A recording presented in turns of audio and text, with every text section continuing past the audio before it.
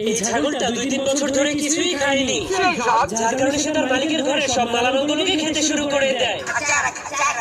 এমনকি সেই মেয়েটার লেহেঙ্গাটাকেও ছিঁড়ে খেয়ে ফেলে, আর এই পুরো পৃথিবীটাকেও খেয়ে ফেলে, এমনকি তার মালিকের লুঙ্গিটাকেও খেয়ে ফেলে।